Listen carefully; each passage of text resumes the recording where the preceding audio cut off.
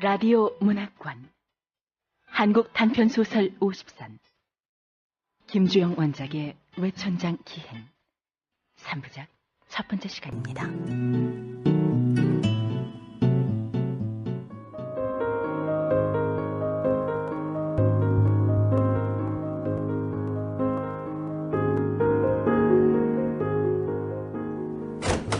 이 방이요. 깡마른 여자는 그렇게 가리키곤 곧장 부엌으로 들어가 버렸다. 여인석 오른손 편에 있는 수서밭에서 제법 시원한 바람이 불어왔다. 그러고는 곧장 콧구멍에 매캐한 지린내가 물씬 풍겨왔다. 쪽마루가 있고 쪽마루 끝에 굴뚝이 비스듬히 서 있었고 그 굴뚝 아래 버케가 허옇게 낀 오줌 장군이 또한 비스듬히 놓여 있었다. 나는 잠시 난감한 기분이 되었다. 좀 더 깨끗한 여관은 없을까? 그러나 그 산골에는 여인숙이라곤 딱 두 집밖에 없었는데 먼저 찾아갔던 집에서는 손님이 차서 빈 방이 없었다. 해가 진 뒤라면 이나마 방을 구하기도 어려워요. 깡마른 주인 여자가 말했었다.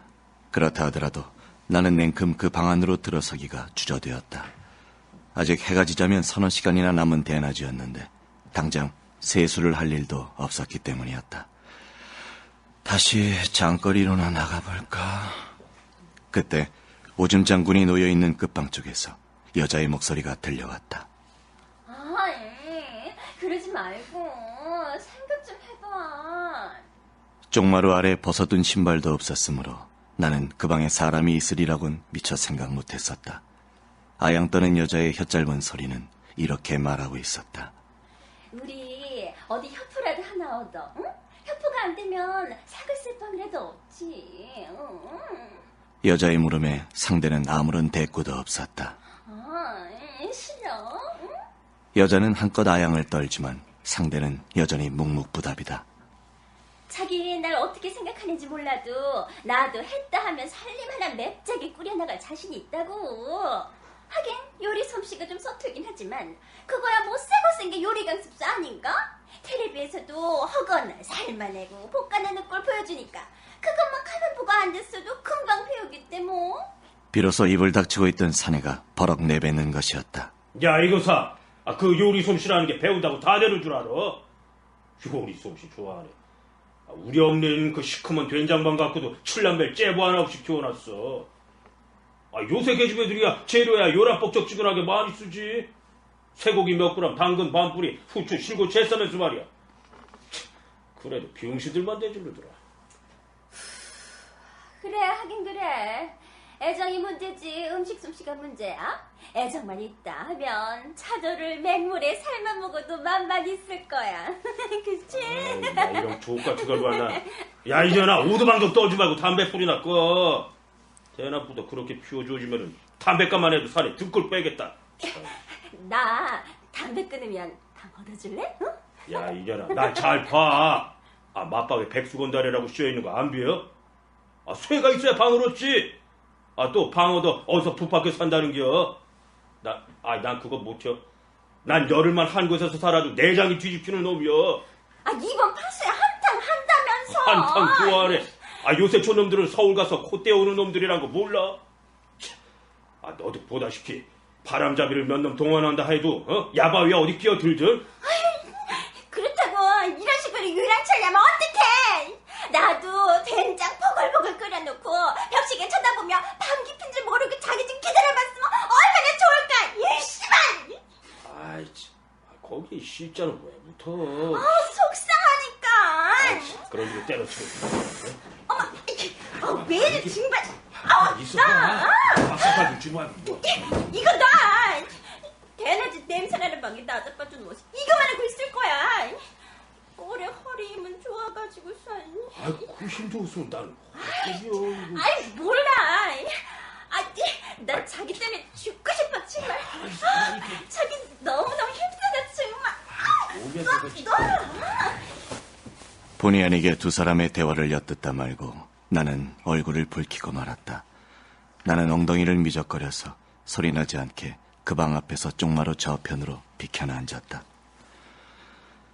빨간 대낮에 방 안에 들어앉아서 그 짓을 벌이고 있는 남녀들이란 역시 뻔한 것들일 테지.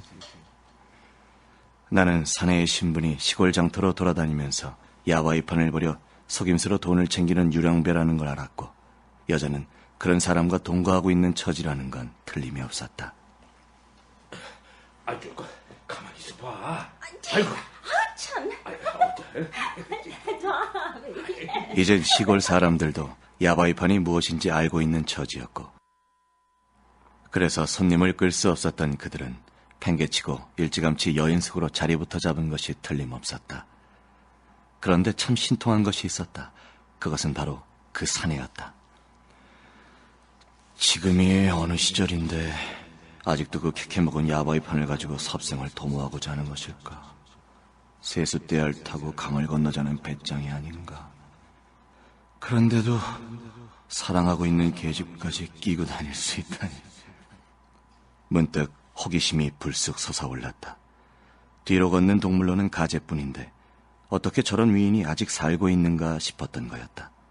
나는 오늘 밤 여기서 쉬고 내일 떠나면 되는 간단한 여정이었고, 이미 파장으로 치닫는 장터거리로 나가보았자 별다른 구경도 없었다. 막연한 호기심으로 사내의 얼굴이나 한번 보고 싶다는 생각이 집요하게 나를 잡아 끌었다. 30분 이상이나 나는 그 쪽마루에서 일어설 수가 없었다.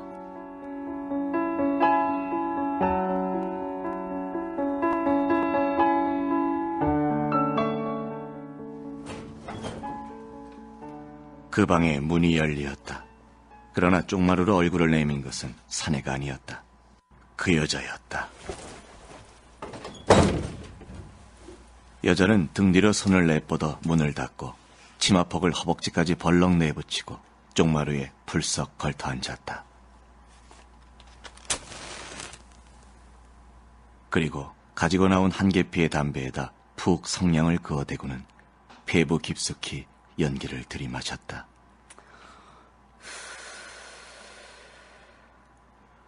그때서야 쪽마루 이쪽에 있는 나와 시선이 마주쳤었는데, 여자는 개게 풀린 눈자위를 한번 짓뜨더니 껌뻑하고 내게 미소를 보내는 것이었다. 무안을 당해서 짓는 웃음은 아니었고, 그렇다고 내게 어떤 선의를 갖고 던지는 웃음도 아니었다. 사람이 거기 있었으니 한번 웃어야 한다는 그런 턱없이 무의미한 미소였다. 그러나 나는 그녀가 던졌던 그 무의미한 미소를 깡그리 무시해버릴 수는 없었다.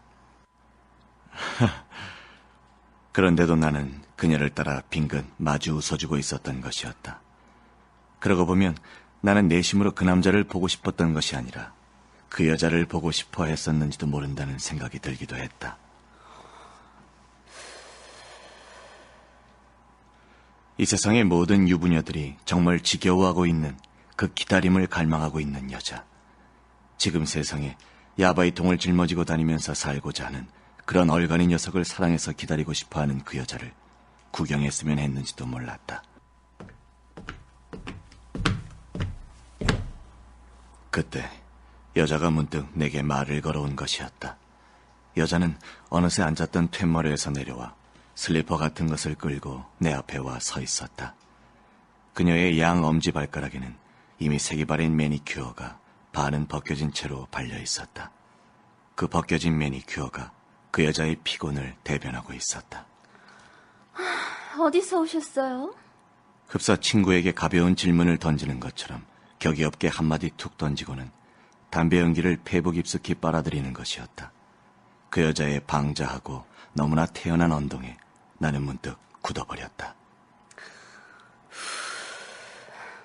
얼었군요? 예? 얼 거 없어요. 그냥 물어본 것이니까요.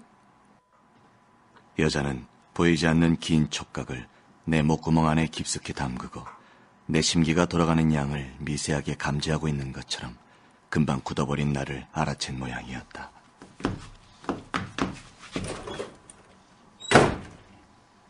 그러나 여자는 내 대답을 기다리지도 않고 조금 바쁜 걸음으로 그녀가 나왔던 방으로 들어갔다.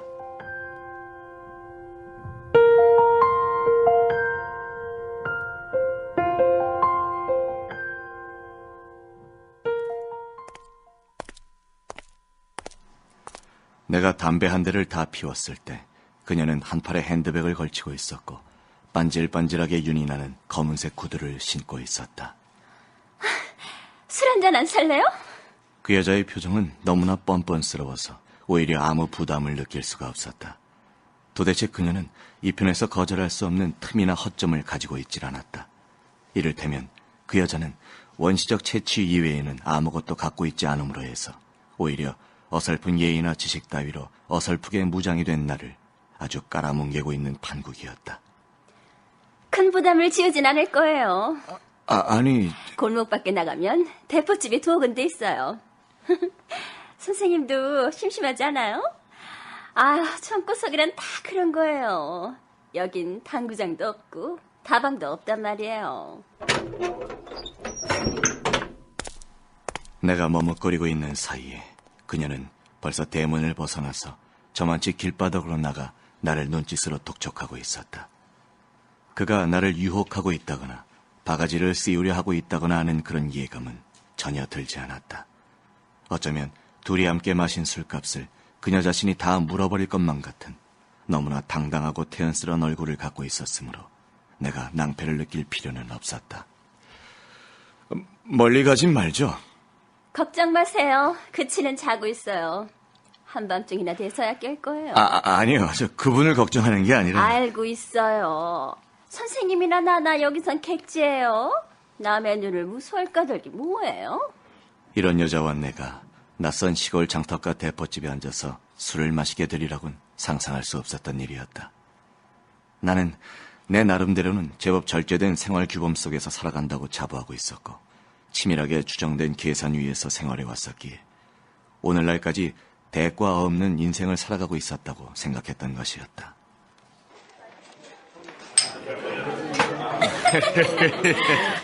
사장님, 한 잔 드세요. 마셔.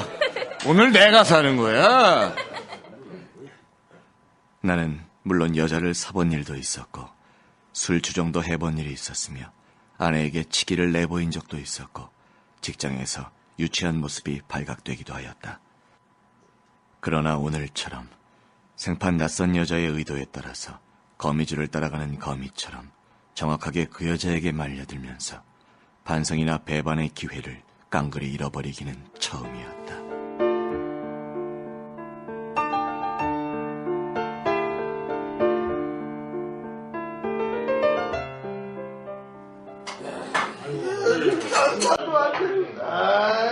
우리는 대포집에 더럽고 냄새나는 목판을 사이에 두고 마주 앉았다. 예! 그녀가 손바닥을 탁 쳐서 주인 여자를 불렀고 주인 여자가 목판 간이어크로 다가오자 이번엔 턱으로 나를 가리켰다. 술과 안주를 시킬 기회는 내게 이임하겠다는 것인지 아니면 돈 낼 사람은 나라는 뜻인지 가늠할 방도가 없었지만 막걸리 한 되와 파전 한 접시를 주문했다. 아유, 되게 아끼시네. 쭉 따라요. 쭉. 그녀는 술사발에 주저주저하며 술을 붓는 내게 술사발을 손가락질하면서 안심하고 가득 부으라 신용을 하였다. 그때 나는 또한 도대체 이 여자가 어디까지 나를 끌고 갈 것인가 하는 호기심이 불끈 솟아올랐다.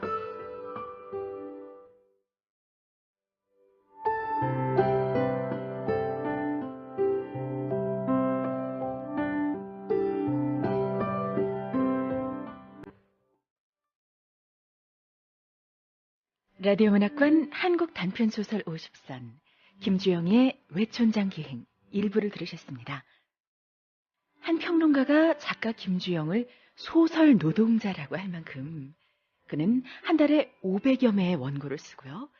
일주일에 이틀은 여행을 즐기면서 그 여행 속에서 겪은 사람 사는 이야기를 작품에 담아왔습니다.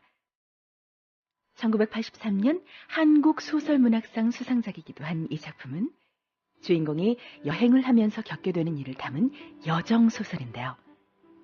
오늘은 여정소설의 의미와 특징을 서울대학교 고인환 명예교수의 말씀으로 들어보겠습니다.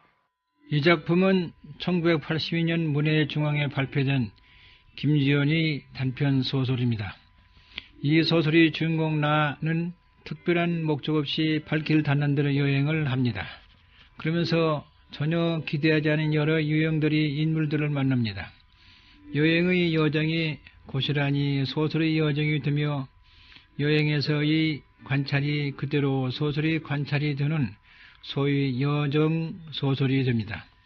나는 이리저리 떠들며 슬픈 사연의 소유자와 운명적으로 조한다거나 체질적으로 한자리에 안주하지 못하는 요청장 약장수들과 만나게 되고 그들과 어울려 다니는 여정을 생생하게 그리고 있습니다.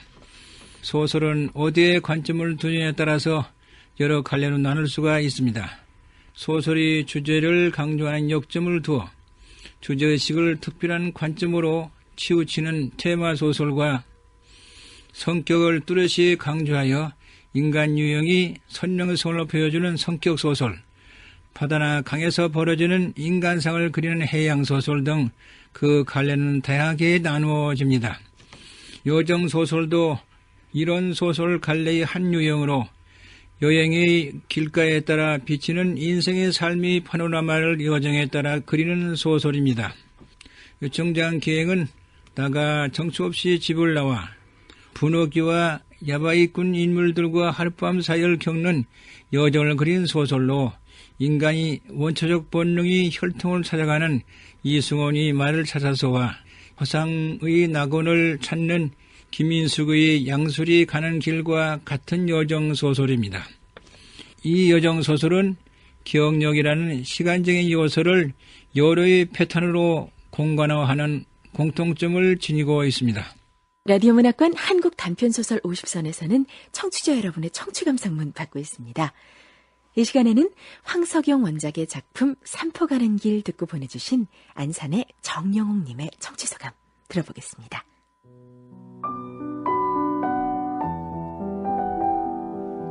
그때 기차가 도착했다.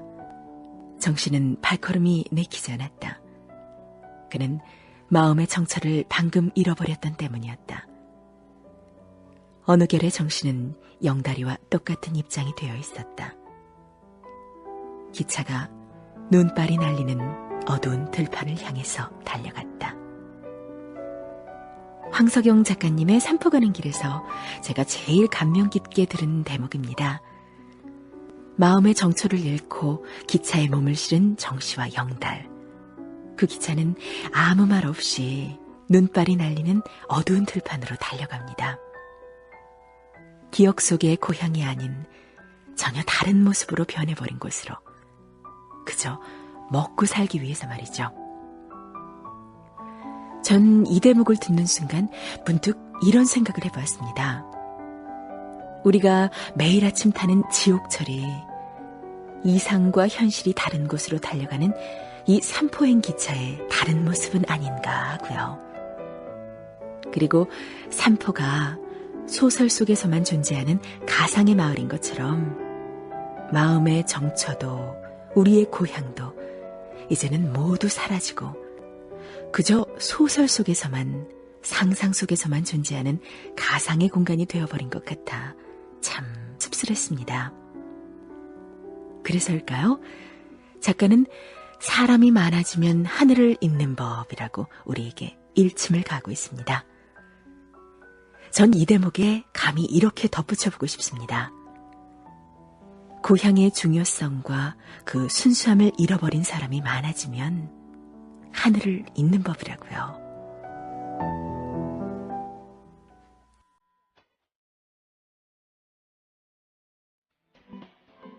출연 성완경, 최향윤, 박경찬, 김은하, 유승화, 박희은, 김창렬, 정영웅.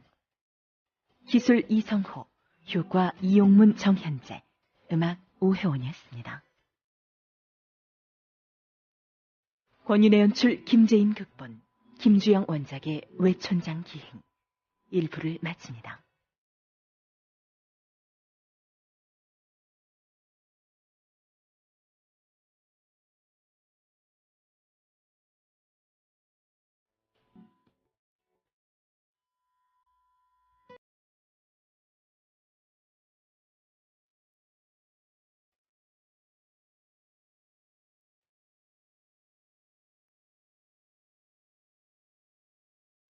라디오 문학관 한국 단편소설 50선 김주영 원작의 외촌장 기행 3부작 두 번째 시간입니다.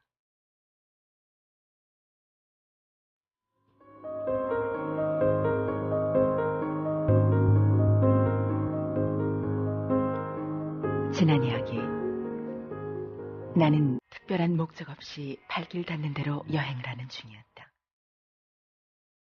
하룻밤 묵을 곳을 찾던 나는 허름한 산골 여인숙에 들었다가 마루 끝에 달린 방에서 나오는 젊은 남녀의 목소리를 듣게 된다. 남자는 시골 장터를 떠돌아다니는 야바위꾼이었고 여자는 그를 사랑하고 있었다. 호기심에 이끌린 나는 그들의 통정을 엿듣게 되고 마침내 그 여자와 함께 술을 마시러 간다.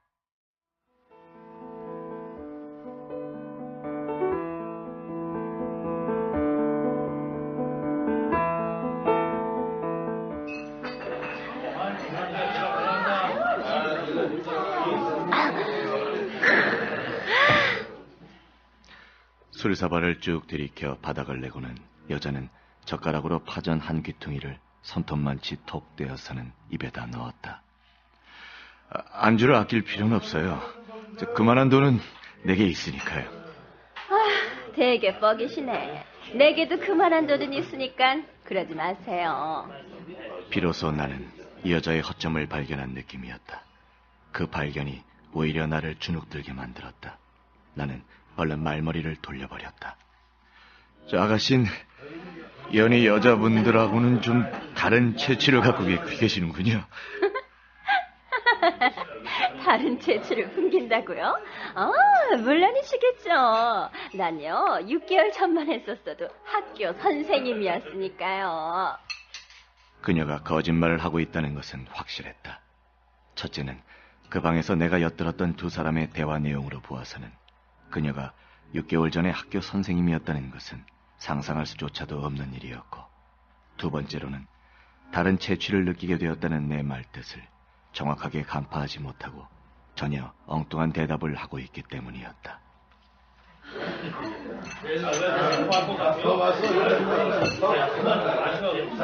그런데도 참 이상한 느낌이 내 가슴에 있었다.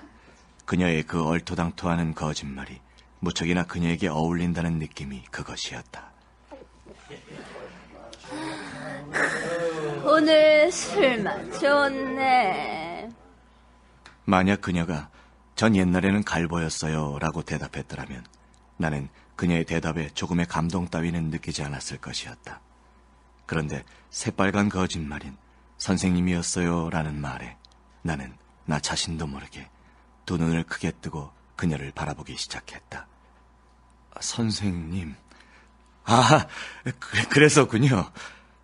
대답하고 나는 목판 아래로 고개를 떨구고 말았다. 나는 눈자 위에 일순 눈물이 솟아나는 것을 의식했다. 놀라갈까진 없고요. 인생유전 세상이 다 그런 거 아니에요? 인생살이가 대꾸복구가 여러 번이라는 건 선생님도 알고 계시죠? 참, 선생님 이름은? 나는 대답하지 못했다. 어머, 이 선생 울고 있네. 이름이 뭐라고 했죠? 잊어먹었어요. 그건 역시 거짓말이었다. 나는 그녀에게 내 이름을 말해준 적이 없었기 때문이었다. 그런데도 난 내 이름을 말해준 적이 있었던 것 같은 착각에 빠졌었다. 민세철이라고 했었죠. 꽤나 세련해지려고 애쓴 이름이네요. 옛날 나하고 연애했던 사람은 박순철이었죠. 서울 청량리 바닥에선 박순철하면 4억개나 버린 사람치고 모르는 사람이 없다 그러대요. 하긴 내가 차분했지만. 헤어졌군요. 헤어져요? 아이고 유식하게 구네. 헤어지는 게 도대체 뭐예요? 한쪽이 차고 한쪽이 채이는 게 헤어지는 거 아니에요? 난 유식한 놈들 그런 식으로 얘기하는 거 싫더라. 그녀는 어쨌든 매사가 분명한 것을 선택한다는 식이었지만 그러나 굳이 무엇을 강요하는 태도를 짓는다는 게 역겨운 일이라는 듯 다시 그 알 듯도 모를 듯한 웃음을 입가에 흘리는 것이었다. 너무 많은 세상사의 모든 것을 일찍 경험해버린 타기의 모습을 나는 그녀에게서 읽고 있었다.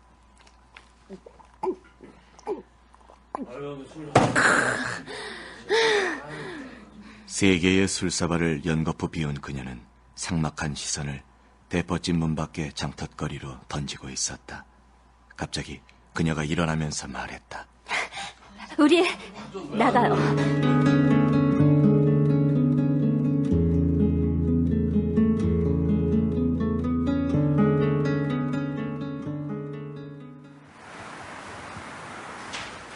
대포집을 나와서 잠시 사방을 두리번거렸다. 이미 땅거미가 지고 있었고 장군들이 떠나버리고 휘장이 걷어진 빈 장터에는 허접쓰레기가 뒹굴고 있었다. 그때 우리의 시선에 맞은편 석벽과 마주하고 나란히 뻗어있는 방축이 바라보였다. 우리는 그곳을 겨냥하고 걷기 시작했다. 그래, 이 여잔 지금 여인숙에서 자고 있는 남자를 떠나고 있을 게다. 나는 대뜸 그녀에게 넘겨 짚었다. 떠나려는 거죠? 여기서. 같이 가지 않으실래요? 어딘 줄 알고 아가씨하고 같이 간단 말인가요, 아가씨? 내 이름은 분옥이에요. 왜? 어디로 간단 말입니까? 이건 너무 엉뚱하지 않아요? 애인을 버리고 가다니. 적어도 이런 식으로 막 볼 사이는 아닌 것 같은데. 어떻게 알죠? 아까 여인숙에서 엿들었었군요. 그랬죠. 하지만 무의식 중에 그렇게 됐어요. 전혀 우연이었죠. 아무래도 상관없어요. 내가 어딜 간다 해도 그 자식은 찾아올 거예요. 그러니까 내가 아무리 멀리 가도 그건 가는 게 아니에요. 다만 민 씨가 같이 갈 것인가 아닌가만 결정하면 그만이에요. 내 계획은 내일 아침이어야 합니다. 그럼 간단하네요. 그 계획을 하룻밤만 앞당기세요. 가는 곳은 민 씨대로 따르겠어요. 어딜 가나 인간 사는 세상이긴 마찬가지일 테니까요. 물론이죠. 그러나 인생살이를 유람처럼 생각해서는 안 돼요. 인간이 똑같을 수도 없고 살아가는 방식이 같을 수도 없어요. 알맹이를 자세히 들여다보면 한 사람 한 사람이 유별나게 살아가고 있답니다. 아이고, 목에서 신물이 올라오네. 아이고. 나는 더 이상 군말을 한다는 것이 무의미하다는 것을 느꼈다. 한참 동안 우리는 아무 말이 없었다. 그리고 아주 자연스럽게 그녀의 남자로부터 도망치고 있다는 것을 느꼈다. 소풍 나온 아이들처럼 우리는 가벼운 기분이었다.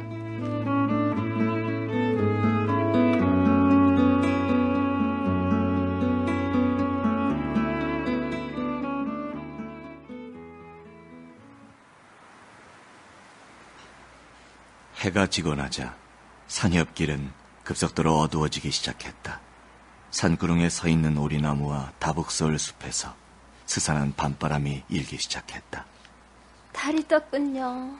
나는 달을 쳐다보았다. 장터를 떠난 지가 벌써 2시간 이상이나 된다는 것을 그때서야 깨달았다. 그동안 우리는 단 한 사람의 행인도 만날 수가 없었다. 호젓한 산길을 둘이서만 걷게 되자 그녀는 점점 나와의 거리를 좁히게 되었고 그리고 나중엔 내 한 팔에다 팔을 끼웠다. 그녀의 열띠열분 옷자락에 가려진 살갗에서 느껴지는 욕정을 나는 물리치기 어려웠다.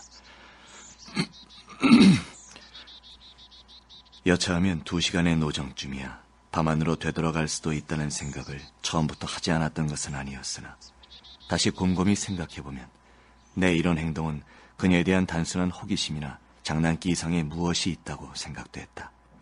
나는 그녀가 요상한 방법으로 내게 접근해 오기를 기다리고 있었다는 게 옳았을 것이었다.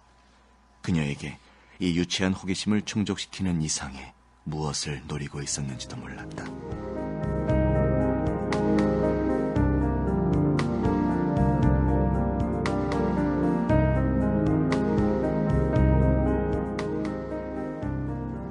그녀와 정사를 치르고 나자 나는 비로소 그녀와의 이 어설픈 동행에 새로운 사건을 만들어낼 조짐이 있다는 것을 느끼게 됐다.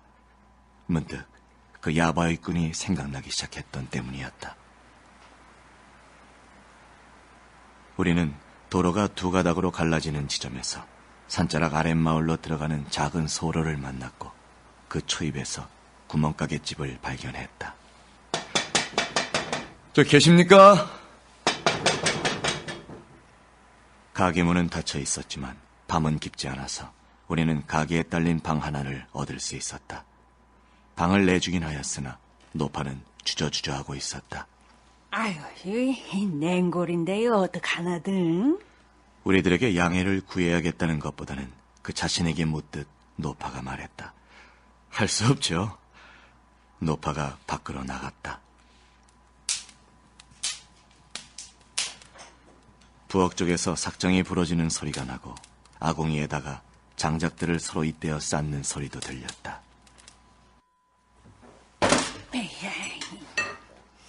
30분이 채 흐르지 않아서 장지문이 열리면서 노파가 저녁 밥상을 들고 방으로 들어왔다. 이 색시가 참하구만. 어머, 할머니, 전 이분의 색시가 아니에요. 나는 깜짝 놀랐다. 그녀의 양심적인 대답이나 혹은 그런 말을 할 수 있는 용기에 놀란 것이 아니고 그렇게 말하는 그녀의 태도가 너무 단호했기 때문이다. 알지도 못하면서요.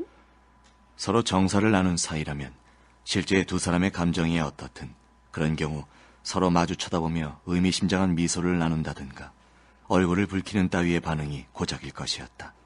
그런데 그녀는 뱀 만난 여치처럼 화들짝 놀라서 그렇게 말했던 것이었다. 그러나 노파 역시 별로 놀라는 기색이 없었다. 훈육이 못된 계집이 말이 많으면 한 동네의 시아비가 9이 된다. 문득 노파와 그녀는 처음으로 만나는 사이가 아닐지 모른다는 생각이 들었다. 이름이 뭐뇨? 저요? 그럼 내가 젊은 총각 이름을 알아서 못하게. 분옥이죠. 몇 살이나 되었노? 24이요. 저도 할머니가 되려면 아직 멀었죠? 할머니 되고 싶나?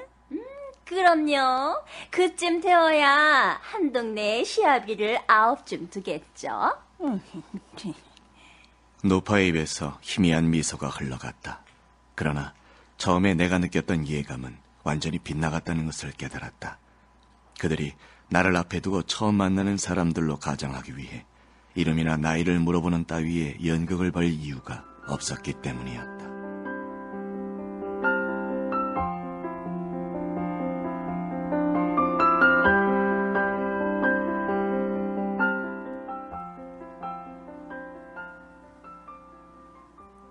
우리는 어둠 속에서 나란히 누워 있었지만 잠들지는 않았다. 나는 그녀와 헤어져야 한다고 생각했었고 그녀 또한 그것을 생각하고 있었는지 몰랐다. 아니, 내 예감으로는 그녀는 무엇을 기다리고 있었는지 몰랐다. 그녀가 기다리고 있는 건 뭘까? 내일 아침이 돼도 이 여자는 역시 나를 따라가겠다고 나설까? 그런 생각을 하고 있는 중에 바람결을 타고 이쪽으로 달려오는 자동차 소리가 들려왔다. 점점 가까워진 자동차 소리는 우리들이 묵고 있는 세거리 앞에 와서 멎었다. 여기야? 아마 여기가 맞을 거예요. 가만 차치가 어딜 가겠어? 투박한 사내의 목소리가 들려왔다. 아줌마씨 계십니까? 계시요. 노파는 그 사내들이 구멍가게 쪽으로 찾아올 것을 예견하고나 있었던 것처럼 재빨리 대답했었다. 따 이제서 나오시네. 이게 한밤중에 실례가 많습니다만 아줌마씨 아시다시피 그년 또 이 집에 와 있죠. 아유, 와 있긴 하지만 동행이 있다는 거야 알고 왔습니다. 그 쪼까 들어가 봐도 좋겠죠? 벌써 불 끄고 잔다네. 불 끄고 자면 됐어요. 제 서방이란 것이 찾아왔는지 캄캄한 밤중이면 어떻고 벌고 대낮이면 어떻소? 아유, 제발 좀 떠들지 말고 가보게. 처방이니까.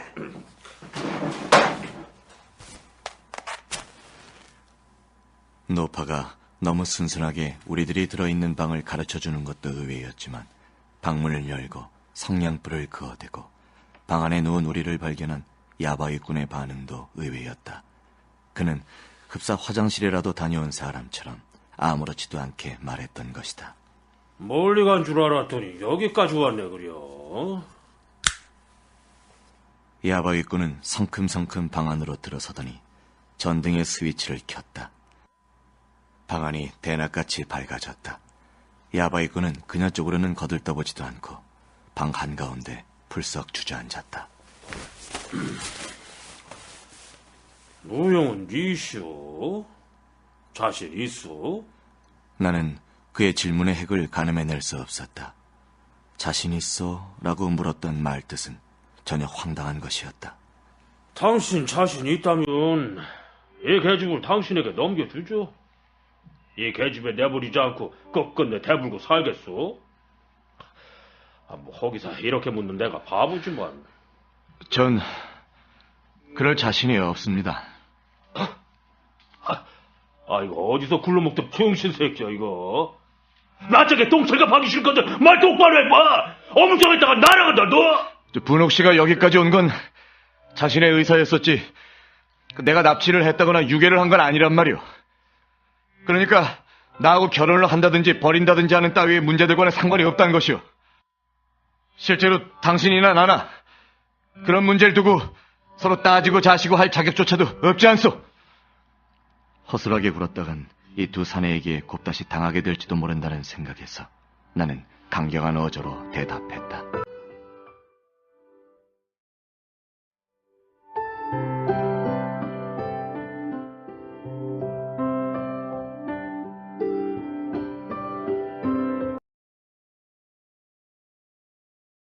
라디오 문학관 한국 단편소설 50선 김주영 원작의 외촌장 기행 2부를 들으셨습니다. 오늘은 작품 속의 분옥과 야바위꾼 그리고 나가 보여주는 삶의 방식을 통해서 작가가 말하고자 하는 바는 무엇인지 서울대학교 구인환 명예교수의 말씀으로 들어보겠습니다. 이 작품에 등장하는 인물은 도도리 야바위꾼과 안식처가 없이 이 남자 저 남자의 품 안에 안기는 분옥, 할 일 없이 여기저기를 배우고 다니는 나의 세 사람입니다. 이 작품이 중심축의 하나인 분옥이라는 여인에게서는 성은 정절이 개념이라기보다는 필요에 따라 즐길 수 있는 여가와 같은 것입니다. 그들에게는 성스러운 것도 근엄한 것도 없습니다. 돈을 벌 수 있다면 사기든 야바이든 관계하지 않습니다. 하루 벌어먹고 쾌락을 거둘 수 있다면 그만이지 미래에 대한 뚜렷한 계획도 없습니다. 분옥이나 야바이꾼이 보여주는 삶의 방식은 자본주의 궤도권에 편입되지 못하고 수공업 경제 행위에 기반을 둔 과거 보부상이나 박물 장소의 현대판인 것입니다. 또한 서로가 서로에게 지나치게 집착하지 않습니다. 잠자리에선 원색적인 대화로 서로의 사랑을 확인하지만 곧 상대를 잊고 맙니다. 이러한 사랑법 내지 윤리관은 극장면에서 충격적으로 제시됩니다. 나는 가게집에서 나와 읍내를 걷고 있는 동안 여자는 남자가 잠든 사이에 또 다른 욕정을 채우기 위해 트럭 운전사에게 벌써 유혹의 손길을 뻗칩니다. 트럭에 동승한 나에 대한 그녀의 무관심은 어찌 보면 나의 소심함 혹은 추잡스럽게 달고 다니는 도덕과 양심이라는 꼬리표에 대한 원리에 내지 비웃음일 것입니다. 분옥의 성의 생활수단과 방종, 야바이꾼이 정착하지 못하는 떠돌이, 그들과 동행하면서도 방관적 비판을 하는 나, 이것이 이들이 정처 없이 방황하는 삶의 방식입니다. 라디오 문학관 권윤혜 연출 김재인 극본 김주영 원작의 외촌장 기행 두 번째 시간을 마칩니다.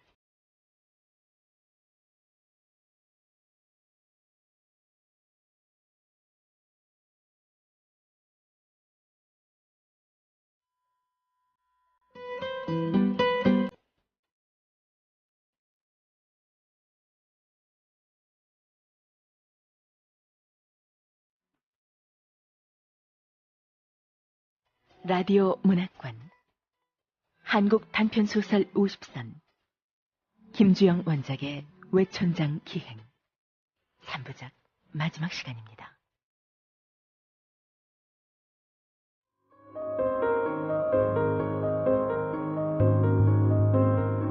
지난 이야기. 나는 그녀를 쫓아 대포집으로 들어가 술을 마신다. 그녀는 자신은 6개월 전만 해도 학교 선생님이었으며 이름은 분옥이라고 소개한다. 나는 그녀가 거짓말을 하고 있다는 걸 알아차리지만 왠지 그녀에게 끌려 별다른 도덕적 갈등 없이 정사를 나눈다. 그 후 시골 구멍가게에 묵게 된 그녀와 나는 한밤중에 들이닥친 야바위꾼과 맞닥뜨린다. 야바위꾼은 다짜고짜 그녀를 책임질 수 있냐고 묻고 나는 단호하게 아니라고 대답한다.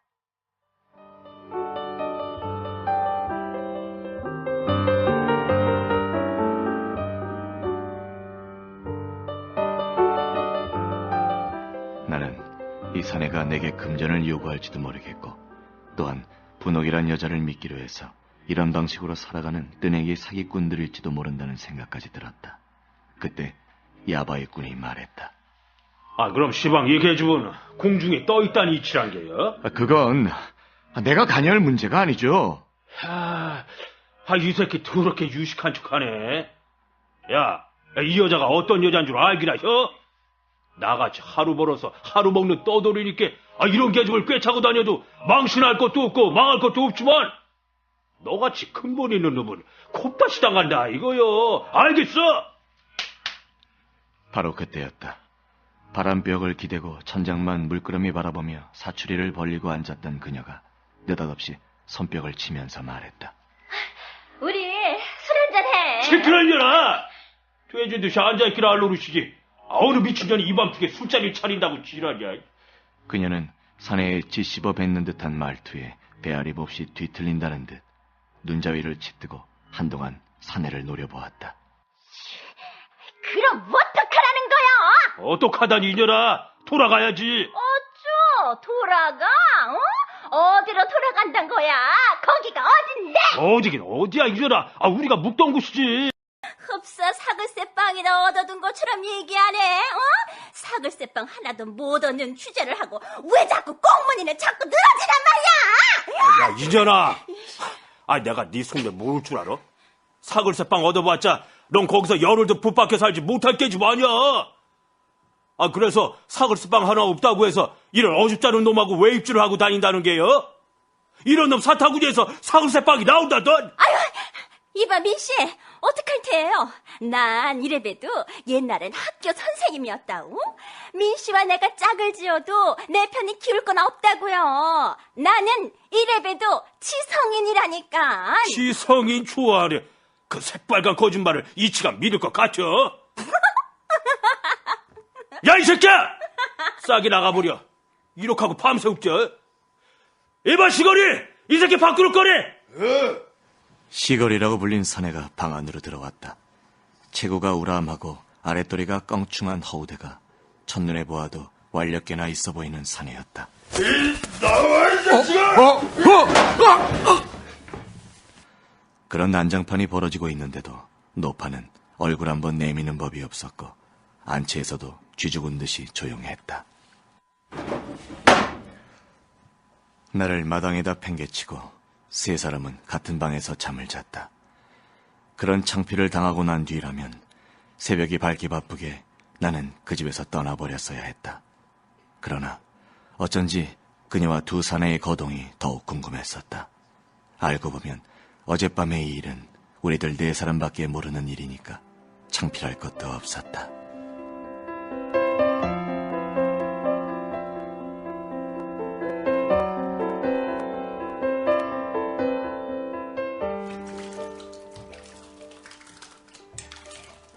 그들의 행동이 무엇보다 신기했던 것은 이튿날 아침에 잠에서 깨어난 이후로는 아주 완벽하리만치 내게 관심을 두지 않는다는 점이었다. 우물가에 앉아 세수를 하고 있는 나를 낯선 사람처럼 물끄러미 바라보고 섰다가 내가 비워준 세숫대야를 받아 아주 질서정연하게 차례대로 아침 세수를 끝내는 것이었다. 언제 어젯밤과 같은 사건이 있었냐는 투는 노파도 마찬가지였다. 세수 끝났음 짐들 잘 챙기란께. 그날이 이곳의 장날이었다. 그때 내게 삐죽하니 떠오르는 생각이 있었다. 그날 하루만이라도 이들을 관찰해보자는 심사가 바로 그것이었다. 다 챙겼음 이제 장으로 나가보장께. 세 사람은 조반을 마친 후 득달같이 그 집에서 나갔다.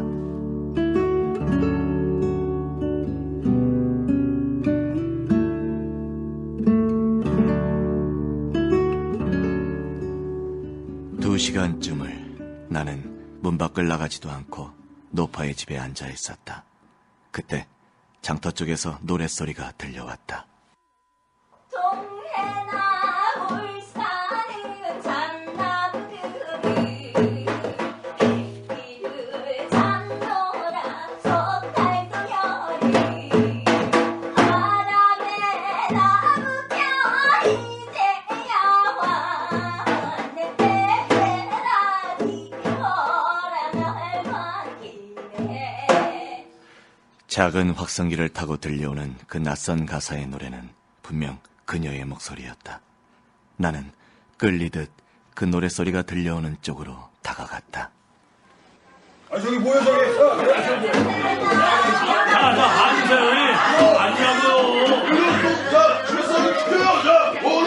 구멍가게 집에서 100여 미터 떨어진 장터의 한 공터였다.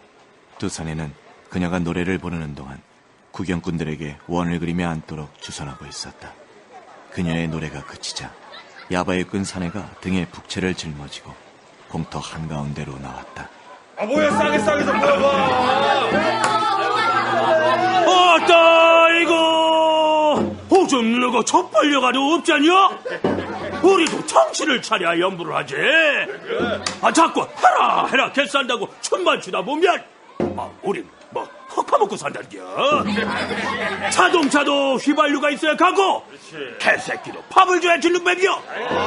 의초 퍼철에도 콧등을 누고 가더라고. 땀도 닦아야 춤을 추던지 지랄을 하던지 하지. 그렇게 춤 좋아하거든. 너 한번 춰봐. 최자.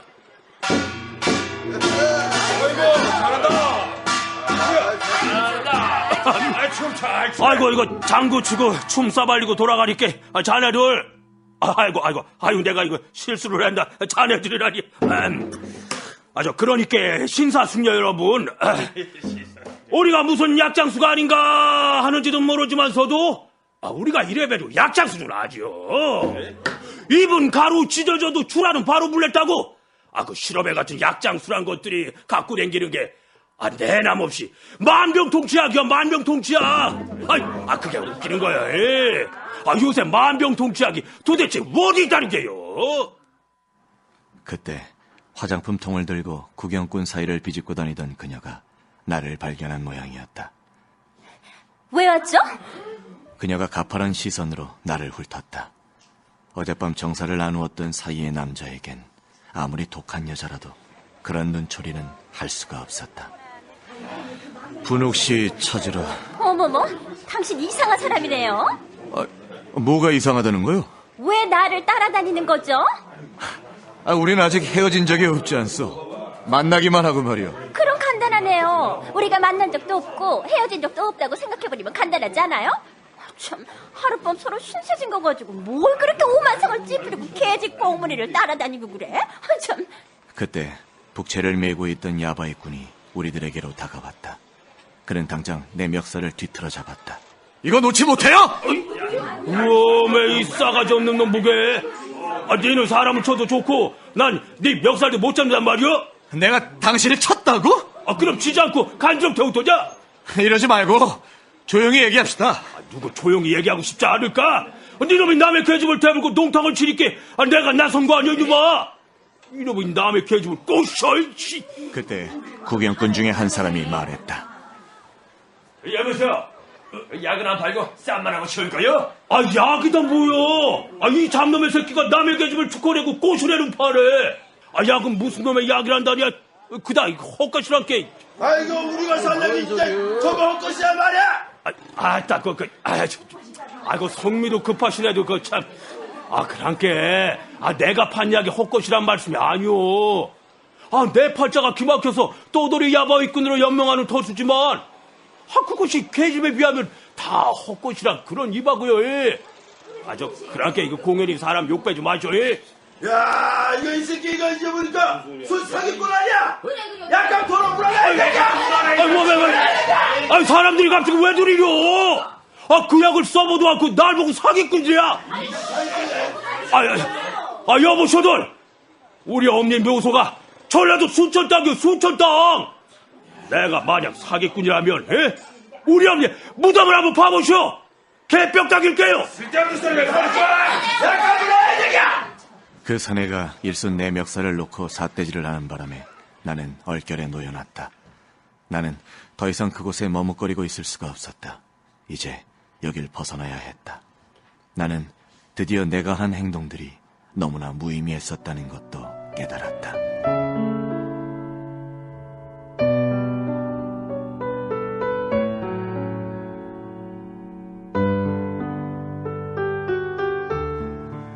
가게방 숙소로 돌아와서 나는 읍내 쪽으로 나가는 버스 시간을 기다렸다. 그러다가 나도 모르게 팔베개를 한 채 깜빡 잠이 들었던 모양이었다. 벽면을 타고 드론드론 짓거리기 시작하는 남녀의 말소리에 나는 어렴풋이 잠이 깨기 시작했다. 자기 정말로 나 배반하면 안 돼. 알았지, 자기? 이거 어쩜 입만 뻥끗했다면 자기요. 자기 소리 좀 쑥 빼. 그래, 쑥 뺄게. 배반할 거야, 안 할 거야? 응? 배반이 그렇게도 무섭냐? 싫어지면 헤어지고 신물나면 그만두는 거지. 전세계 무슨 원수가 두께로 줘서 싫은데도 붙어 다녀야 하고 신물이 나도 쑤셔박아야 한다는 거요. 너 날 보고 걸핏하면 배반 타령인데 너야말로 무사내를 배반해온 건 생각 못혀. 자기, 날 그렇게 쫑코 줘야 돼? 쫑코 좋아하네. 네 팔자나 내 팔자에 쫑코 주면 뭐라고. 배반한들 상처 입고 자식 갈게 어디 있었냐? 눈이 맞으면 그게 사랑이고 헤어지면 또한 무상인지. 자기 정말 너무너무 철학적으로 나올래? 이거서 담배 좀 작작 피워. 자기 철학할 동안 잠깐 한 대 피는 건데 뭐 어때? 철학하고 담배하고 무슨 상관이 있다고. 방도 못 얻어주겠다. 배반도 자기 맘대로 해야겠다. 신물나면 그만두겠다. 아니 그럼 난 뭐야? 넌 언제부터 담배 지렸냐? 배반이란 두 글자 알고부터. 그래 그 배반 가르쳐준 게 사내임이 분명한지 또 사내한테 매달려서 이 지랄이지? 모르고 덤벙대면 떡이나 주지. 떡은 내 거지 자기 건가 뭐? 아이쿠. 방 얻어줄 거야 말 거야? 한타 하면 얻어줄게. 차라리 시거리처럼 약이나 팔아보면 어떨까? 그것도 한 시절 갔어 이젠. 그래도 동업하자고 졸라봐. 싫어. 사내 자식이 매시껍게 약장사가 뭐여. 그놈도 허우대는 호랑이 허우대로 해가지고 하는 짓은 족제비요. 약장사가 뭐여. 야바이꾼은 뭐 호랑이 채통인가 뭐야? 이게 왜 또 사람 과자를 팍팍 들고대고 지랄죠? 자기 너무너무 흥분 잘한다 정말. 나는 방에서 나왔다. 시계를 보았다. 그러나 버스가 오려면 아직도 1시간 이상이나 남아있었다. 걷기로 하였다. 우선 이 장거리에서 떠나고 봐야 한다고 생각했다.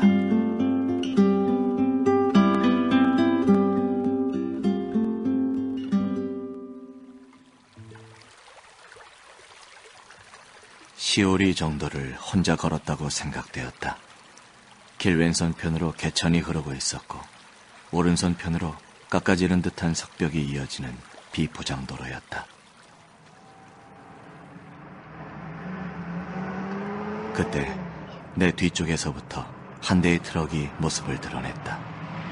먼지를 뽀얗게 뒤집어 쓴 그 트럭은 덜컹거리며 다가오더니 손을 들고 있는 내 앞에 지나치던가 하더니 저만치 10여 미터 앞으로 가서 멎었다.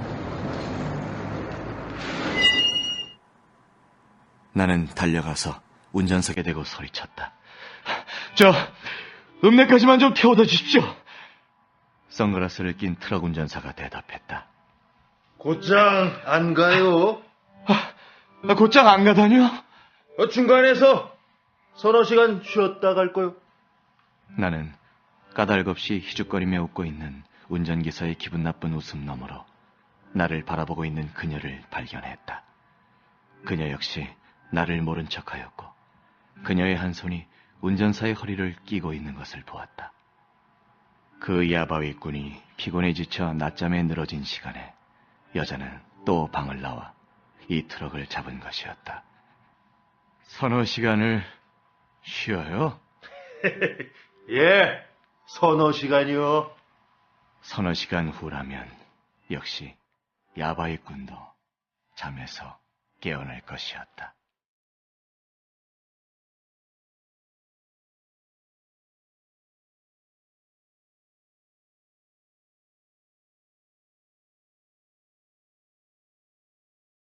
라디오 문학관 한국 단편소설 50선 김주영의 외촌장 기행 마지막 회를 들으셨습니다.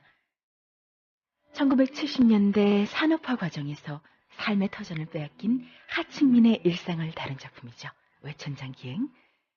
오늘은 이 작품의 주요 해설을 서울대학교 구인환 명예교수의 말씀으로 들어보겠습니다.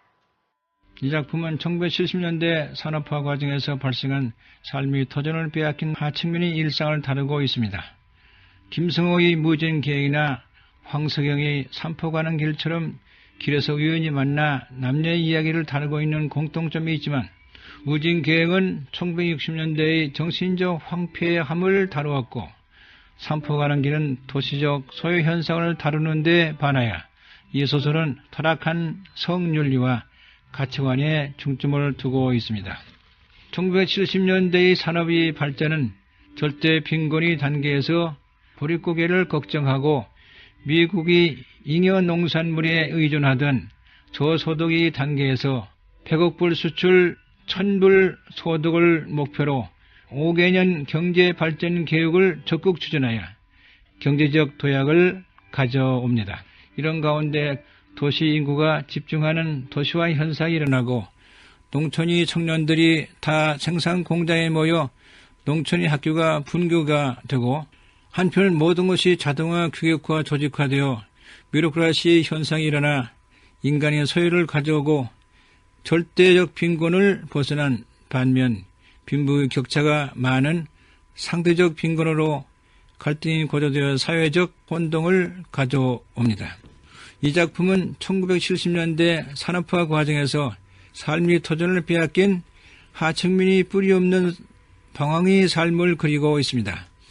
일정한 일터나 삶의 보금자리 없이 하루하루 시장을 누비며 살아가는 야바위꾼, 갈 것 없이 성의 방종에 의탁한 분옥, 정처 없이 떠돌아다니는 나가 모두 산업화의 그늘에서 부처같이 살아가는 인간상들입니다.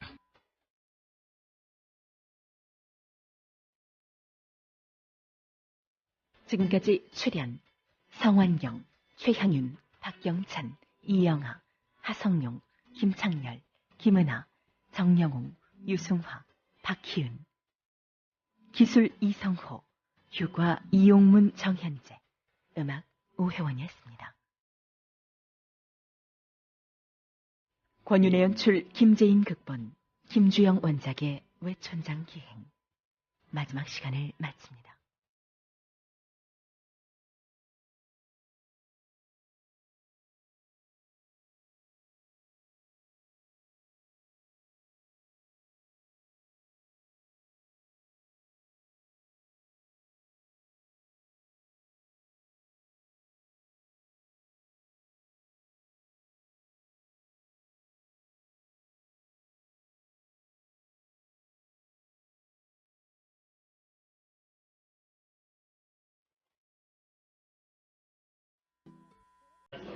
비로소 나는 이 여자의 허점을 발견한 느낌이었다.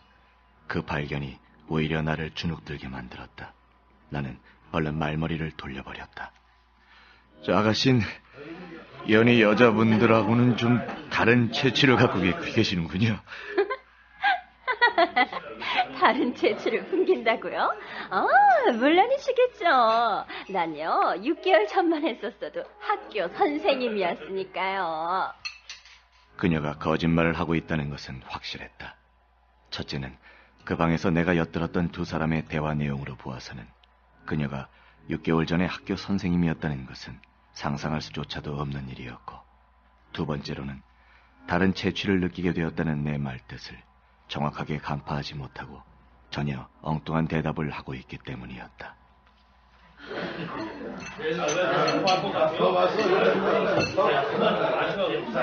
그런데도 참 이상한 느낌이 내 가슴에 있었다. 그녀의 그 얼토당토하는 거짓말이 무척이나 그녀에게 어울린다는 느낌이 그것이었다. 오늘 술맛 좋네. 만약 그녀가 전 옛날에는 갈보였어요 라고 대답했더라면 나는 그녀의 대답에 조금의 감동 따위는 느끼지 않았을 것이었다. 그런데 새빨간 거짓말인 선생님이었어요 라는 말에 나는 나 자신도 모르게 두 눈을 크게 뜨고 그녀를 바라보기 시작했다. 선생님. 그랬었군요. 대답하고 나는 목판 아래로 고개를 떨구고 말았다. 나는 눈자 위에 일순 눈물이 솟아나는 것을 의식했다. 뭐 놀라까진 없고요. 인생 유전 세상이 다 그런 거 아니에요? 인생살이가 대꾸복구가 여러 번이라는 건 선생님도 알고 계시죠? 참, 선생님 이름은? 나는 대답하지 못했다. 어머, 이 선생 울고 있네. 이름이 뭐라고 했죠? 잊어먹었어요. 그건 역시 거짓말이었다. 나는 그녀에게 내 이름을 말해준 적이 없었기 때문이었다. 그런데도 난 내 이름을 말해준 적이 있었던 것 같은 착각에 빠졌었다. 민세철이라고 했었죠. 꽤나 세련해주려고 애쓴 이름이네요. 옛날 나하고 연애했던 사람은 박순철이었죠. 서울 청량리 바닥에선 박순철하면 4억 개나 버린 사람치고 모르는 사람이 없다 그러대요. 하긴 뭐 내가 차분했지만. 헤어졌군요. 헤어져요? 아이고 유식하게구네. 헤어지는 게 도대체 뭐예요? 한쪽이 차고 한쪽이 채이는 게 헤어지는 거 아니에요? 난 유식한 놈들 그런 식으로 얘기하는 거 싫더라. 그녀는 어쨌든 매사가 분명한 것을 선택한다는 식이었지만, 그러나 굳이 무엇을 강요하는 태도를 짓는다는 게 역겨운 일이라는 듯 다시 그 알 듯도 모를 듯한 웃음을 입가에 흘리는 것이었다. 너무 많은 세상사의 모든 것을 일찍 경험해버린 타기의 모습을 나는 그녀에게서 읽고 있었다.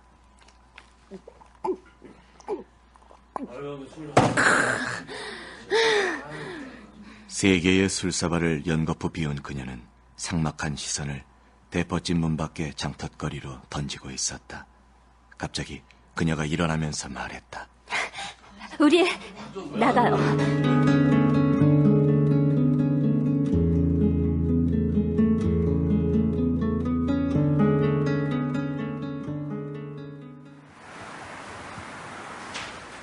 대포집을 나와서 잠시 사방을 두리번거렸다.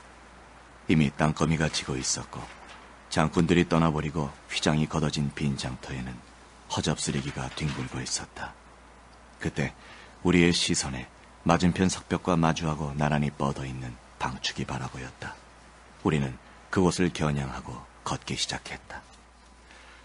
그래, 이 여잔 지금 여인숙에서 자고 있는 남자를 떠나고 있을 게다.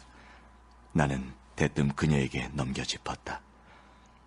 떠나려는 거죠? 여기서. 같이 가지 않으실래요? 어딘 줄 알고 아가씨하고 같이 간단 말인가요, 아가씨? 내 이름은 분옥이에요. 왜? 어디로 간단 말입니까? 이건 너무 엉뚱하지 않아요? 애인을 버리고 가다니. 적어도 이런 식으로 막 볼 사이는 아닌 것 같은데. 어떻게 알죠? 아까 여인숙에서 엿들었었군요. 그랬죠. 하지만 무의식 중에 그렇게 됐어요. 전혀 우연이었죠. 아무래도 상관없어요. 내가 어딜 간다 해도 그 자식은 찾아올 거예요. 그러니까 내가 아무리 멀리 가도 그건 가는 게 아니에요. 다만 민 씨가 같이 갈 것인가 아닌가만 결정하면 그만이에요. 내 계획은 내일 아침이어야 합니다. 그럼 간단하네요. 그 계획을 하룻밤만 앞당기세요. 가는 곳은 민 씨대로 따르겠어요. 어딜 가나 인간 사는 세상이긴 마찬가지일 테니까요. 물론이죠. 그러나 인생살이를 유람처럼 생각해서는 안 돼요. 인간이 똑같을 수도 없고 살아가는 방식이 같을 수도 없어요. 알맹이를 자세히 들여다보면 한 사람 한 사람이 유별나게 살아가고 있답니다. 아이고, 목에서 신물이 올라오네. 아이고. 나는 더 이상 군말을 한다는 것이 무의미하다는 것을 느꼈다. 한참 동안 우리는 아무 말이 없었다.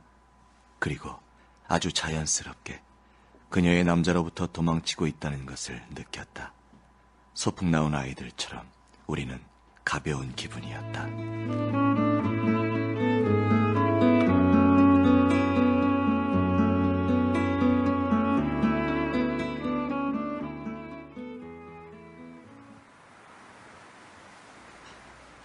해가 지고 나자 산옆길은 급속도로 어두워지기 시작했다. 산구릉에 서 있는 오리나무와 다복서울 숲에서 스산한 밤바람이 일기 시작했다. 달이 떴군요. 나는 달을 쳐다보았다. 장터를 떠난 지가 벌써 2시간 이상이나 된다는 것을 그때서야 깨달았다. 그동안 우리는 단 한 사람의 행인도 만날 수가 없었다. 호젓한 산길을 둘이서만 걷게 되자 그녀는 점점 나와의 거리를 좁히게 되었고, 그리고 나중엔 내 한 팔에다 팔을 끼었다. 속에서 겪은 사람 사는 이야기를 작품에 담아왔습니다. 1983년 한국소설문학상 수상작이기도 한 이 작품은 주인공이 여행을 하면서 겪게 되는 일을 담은 여정소설인데요. 오늘은 여정소설의 의미와 특징을 서울대학교 고인환 명예교수의 말씀으로 들어보겠습니다. 이 작품은 1982년 문예중앙에 발표된 김지연의 단편 소설입니다. 이 소설의 주인공 나는 특별한 목적 없이 발길 닿는 대로 여행을 합니다. 그러면서 전혀 기대하지 않은 여러 유형들이 인물들을 만납니다. 여행의 여정이 고스란히 소설의 여정이 되며 여행에서의 관찰이 그대로 소설의 관찰이 되는 소위 여정 소설이 됩니다. 나는 이리저리 떠들며 슬픈 사연의 소유자와 운명적으로 조한다거나 체질적으로 한자리에 안주하지 못하는 요청장 약장수들과 만나게 되고 그들과 어울려 다니는 여정을 생생하게 그리고 있습니다. 소설은 어디에 관점을 두느냐에 따라서 여러 갈래로 나눌 수가 있습니다. 소설이 주제를 강조하는 역점을 두어 주제의식을 특별한 관점으로 치우치는 테마 소설과 성격을 뚜렷이 강조하여 인간 유형이 선명성을 보여주는 성격 소설, 바다나 강에서 벌어지는 인간상을 그리는 해양 소설 등 그 갈래는 다양하게 나누어집니다. 여정 소설도 이런 소설 갈래의 한 유형으로 여행의 길가에 따라 비치는 인생의 삶의 파노라마를 여정에 따라 그리는 소설입니다. 요청장 기행은 나가 정처 없이 집을 나와 분호기와 야바이꾼 인물들과 하룻밤 사이를 겪는 여정을 그린 소설로 인간이 원초적 본능이 혈통을 찾아가는 이승원이 말을 찾아서와 화상의 낙원을 찾는 김인숙의 양술이 가는 길과 같은 여정 소설입니다. 이 여정 소설은 기억력이라는 시간적인 요소를 여러의 패턴으로 공간화하는 공통점을 지니고 있습니다.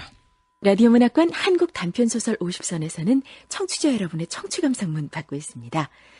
이 시간에는 황석영 원작의 작품 산포 가는 길 듣고 보내주신 안산의 정영옥님의 청취소감 들어보겠습니다.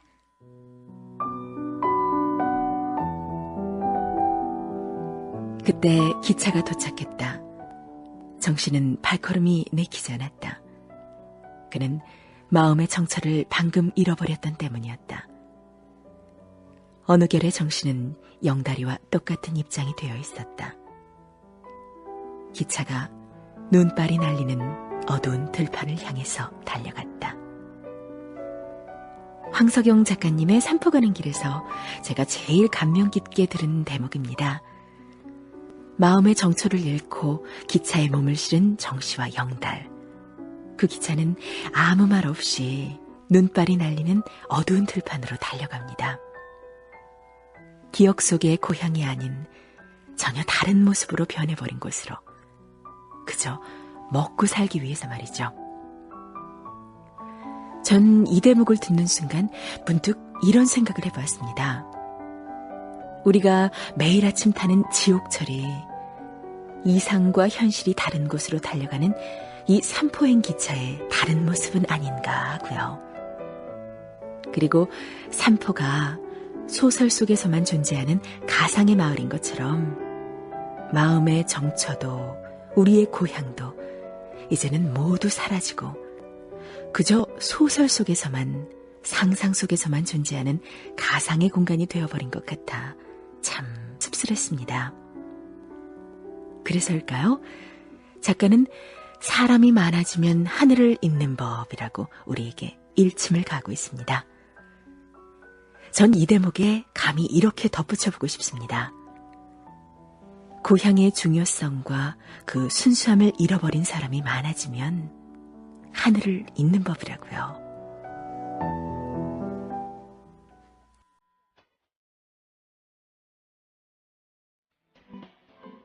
출연 성완경, 최향윤, 박경찬, 김은하, 유승화, 박희은, 김창렬, 정영웅. 기술 이성호, 효과 이용문, 정현재, 음악 오혜원이었습니다. 권윤의 연출, 김재인 극본, 김주영 원작의 외촌장 기행 1부를 마칩니다.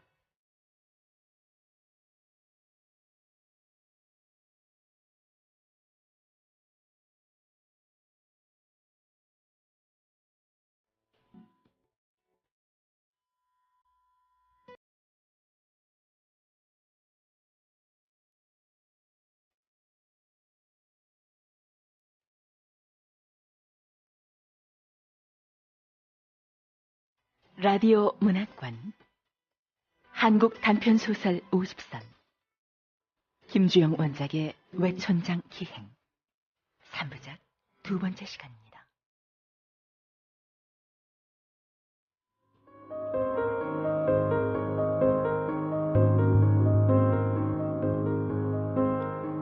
지난 이야기.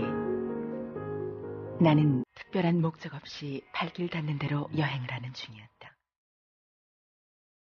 하룻밤 묵을 곳을 찾던 나는 하루만 산골 여인숙에 들었다가 마루 끝에 달린 방에서 나오는 젊은 남녀의 목소리를 듣게 된다. 남자는 시골 장터를 떠돌아다니는 야바위꾼이었고 여자는 그를 사랑하고 있었다. 호기심에 이끌린 나는 그들의 통정을 엿듣게 되고 마침내 그 여자와 함께 술을 마시러 간다.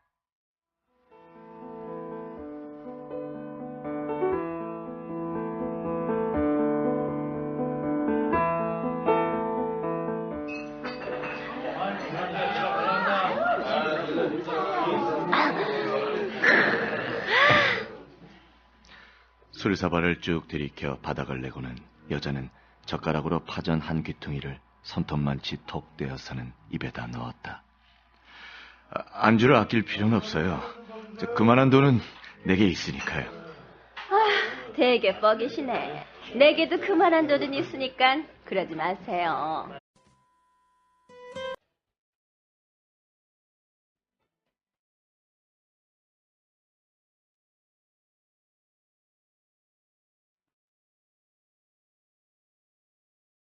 라디오 문학관 한국 단편소설 50선 김주영 원작의 외촌장 기행 3부작 첫 번째 시간입니다.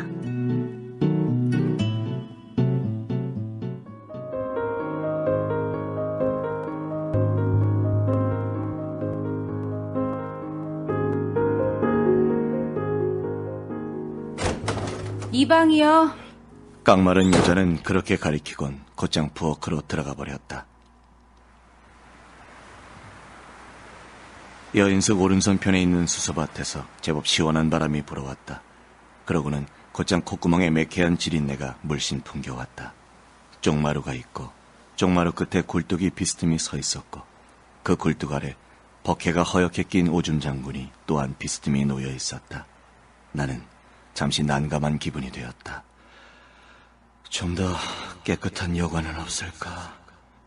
그러나 그 산골에는 여인숙이라곤 딱 2집밖에 없었는데 먼저 찾아갔던 집에서는 손님이 차서 빈 방이 없었다. 해가 진 뒤라면 이나마 방을 구하기도 어려워요. 깡마른 주인 여자가 말했었다. 그렇다 하더라도 나는 냉큼 그 방 안으로 들어서기가 주저되었다. 아직 해가 지자면 서너 시간이나 남은 대낮이었는데 당장 세수를 할 일도 없었기 때문이었다. 다시 장거리로나 나가볼까? 그때 오줌 장군이 놓여있는 끝방 쪽에서 여자의 목소리가 들려왔다. 그러지 말고 생각 좀 해봐.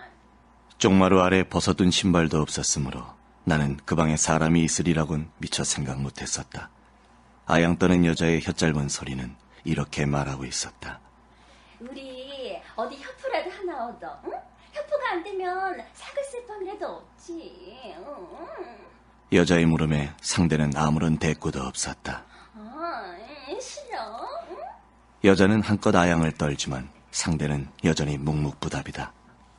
자기 날 어떻게 생각하는지 몰라도 나도 했다 하면 살림 하나 맵자게 꾸려나갈 자신이 있다고. 하긴 요리 솜씨가 좀 서툴긴 하지만 그거야 뭐 새고 생긴 요리 강습사 아닌가? 텔레비에서도 허거나 살만내고 볶아내는 걸 보여주니까 그것만 가면보가 안 됐어도 금방 배우겠대 뭐. 비로소 입을 닥치고 있던 사내가 버럭 내뱉는 것이었다. 야, 이거사. 그 요리 솜씨라는 게 배운다고 다 되는 줄 알아? 요리 솜씨 좋아하네. 우리 엄니는 그 시커먼 된장만 갖고도 칠남별 째보 하나 없이 키워놨어. 요새 계집 애들이야 재료야 요란뻑적지근하게 많이 쓰지. 쇠고기 몇 그램, 당근 반 뿌리, 후추 실고 제싸면서 말이야. 그래도 병신들만 대주르더라. 그래, 하긴 그래. 애정이 문제지 음식 솜씨가 문제야? 애정만 있다 하면 차돌을 맹물에 삶아 먹어도 맛만 있을 거야. 그치? 나 이런 족같은 걸 봤나. 야, 이제나 오두방 좀 떨지 말고 담배 뿌리나 꺼. 대낮부터 그렇게 피워주어지면은 담배값만 해도 살이 등골 빼겠다. 나 담배 끊으면 다 걷어줄래? 응? 야, 이제나 날 잘 봐. 맞박에 백수건달이라고 씌어있는 거 안 비어? 쇠가 있어야 방을 얻지. 또 방어도 어디서 부밖에 산다는겨. 난 그거 못혀. 난 열흘만 한 곳에서 살아도 내장이 뒤집히는 놈이여. 이번 파수에 한탕 한다면서. 한탕 좋아하네. 요새 저놈들은 서울 가서 코 떼어오는 놈들이란 거 몰라?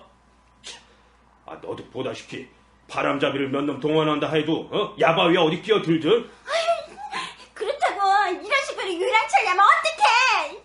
나도 된장 보글보글 끓여놓고 벽시계 쳐다보며 밤 깊은 줄 모르고 자기 좀 기다려봤으면 얼마나 좋을까. 일시만. 거기 실자는 왜 붙어? 속상하니까. 그런 거 때려치고. 어머, 왜 이래 정말. 있어봐. 박사까지 주면 이거 나 대낮에 냄새나는 방에 나자빠진 옷이 이거만 하고 있을 거야. 올해 허리 힘은 좋아가지고선. 그 힘도 없으면 난 몰라. 나 자기 때문에 죽고 싶어 정말. 자기 너무너무 힘들어 정말. 본의 아니게 두 사람의 대화를 엿듣다 말고 나는 얼굴을 붉히고 말았다. 나는 엉덩이를 미적거려서 소리나지 않게 그 방 앞에서 쪽마루 저편으로 비켜나 앉았다.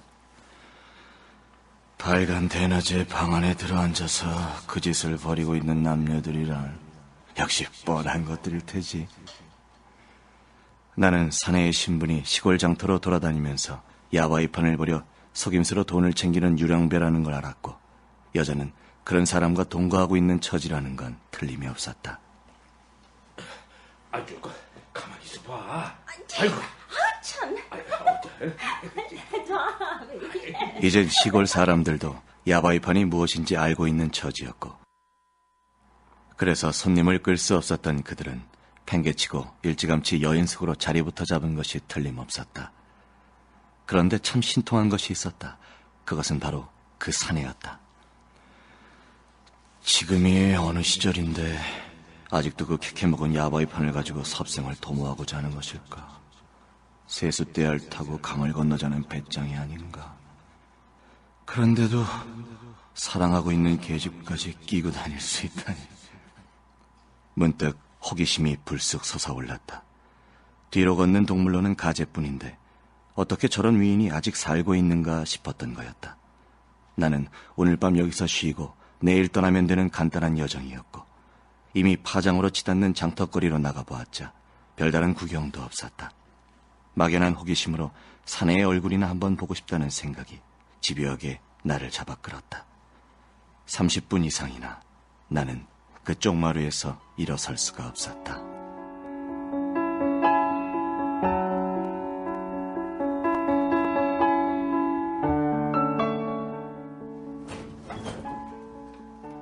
그 방에 문이 열리었다. 그러나 쪽마루로 얼굴을 내민 것은 사내가 아니었다. 그 여자였다. 여자는 등 뒤로 손을 내뻗어 문을 닫고 치마폭을 허벅지까지 벌렁 내붙이고 쪽마루에 풀썩 걸터 앉았다.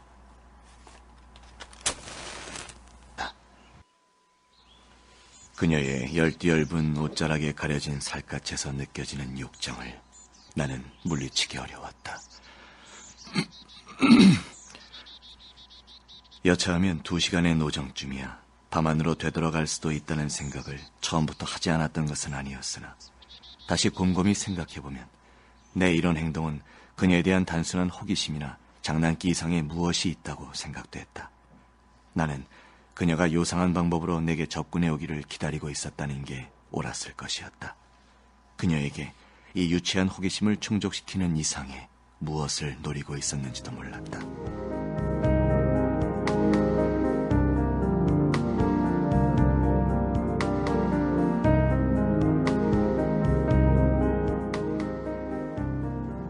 그녀와 정사를 치르고 나자 나는 비로소 그녀와의 이 어설픈 동행에 새로운 사건을 만들어낼 조짐이 있다는 것을 느끼게 됐다. 문득 그 야바의 꾼이 생각나기 시작했던 때문이었다. 우리는 도로가 2가닥으로 갈라지는 지점에서 산자락 아랫마을로 들어가는 작은 소로를 만났고 그 초입에서 구멍가게집을 발견했다. 저 계십니까? 가게 문은 닫혀 있었지만 밤은 깊지 않아서 우리는 가게에 딸린 방 하나를 얻을 수 있었다. 방을 내주긴 하였으나 노파는 주저주저하고 있었다. 아유, 이 냉골인데요. 어떡하나든. 우리들에게 양해를 구해야겠다는 것보다는 그 자신에게 묻듯 노파가 말했다. 할 수 없죠. 노파가 밖으로 나갔다. 부엌 쪽에서 삭정이 부러지는 소리가 나고 아궁이에다가 장작들을 서로 잇대어 쌓는 소리도 들렸다.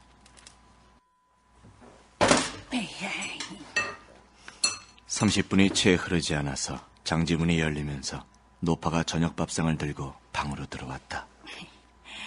이 색시가 참하구만. 어머, 할머니, 전 이분의 색시가 아니에요. 나는 깜짝 놀랐다. 그녀의 양심적인 대답이나 혹은 그런 말을 할 수 있는 용기에 놀란 것이 아니고 그렇게 말하는 그녀의 태도가 너무 단호했기 때문이다. 알지도 못하면서요. 서로 정서를 나눈 사이라면 실제 두 사람의 감정이 어떻든 그런 경우 서로 마주 쳐다보며 의미심장한 미소를 나눈다든가 얼굴을 붉히는 따위의 반응이 고작일 것이었다. 그런데 그녀는 뱀 만난 여치처럼 화들짝 놀라서 그렇게 말했던 것이었다. 그러나 노파 역시 별로 놀라는 기색이 없었다. 훈육이 못된 계집이 말이 많으면 한 동네의 시아비가 9이 된다. 문득 노파와 그녀는 처음으로 만나는 사이가 아닐지 모른다는 생각이 들었다. 이름이 뭐노?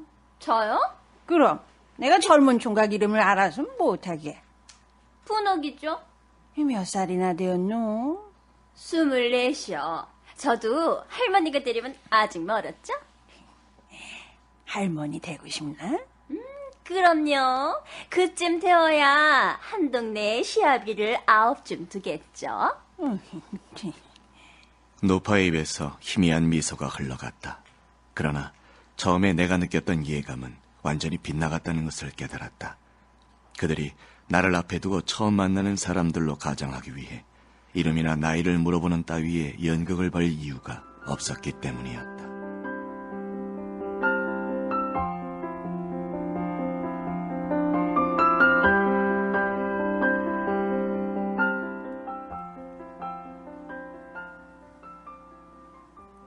우리는 어둠 속에서 나란히 누워 있었지만 잠들지는 않았다. 나는 그녀와 헤어져야 한다고 생각했었고 그녀 또한 그것을 생각하고 있었는지 몰랐다. 아니, 내 예감으로는 그녀는 무엇을 기다리고 있었는지 몰랐다. 그녀가 기다리고 있는 건 뭘까? 내일 아침이 돼도 이 여자는 역시 나를 따라가겠다고 나설까? 그런 생각을 하고 있는 중에 바람개를 타고 이쪽으로 달려오는 자동차 소리가 들려왔다. 점점 가까워진 자동차 소리는 우리들이 묵고 있는 세거리 앞에 와서 멎었다. 여기야? 아마 여기가 맞을 거예요. 가마차치가 어딜 가겠어? 투박한 사내의 목소리가 들려왔다. 아주마씨 계십니까? 계시요. 노파는 그 사내들이 구멍가게 쪽으로 찾아올 것을 예견하고나 있었던 것처럼 재빨리 대답했었다. 어따 이제서 나오시네. 이게 한밤중에 실례가 많습니다만 아주마씨 아시다시피 그냥 또 이 집에 와 있죠. 와 있긴 하지만 동행이 있다는 거야 알고 왔습니다. 쪼까 들어가 봐도 좋겠죠. 벌써 불 끄고 잔다네. 불 끄고 자면 됐어요. 제 서방이란 것이 찾아왔는지 캄캄한 밤중이면 어떻고 벌걸 대낮이면 어떻소? 제발 좀 떠들지 말고 가보게. 처방이니까.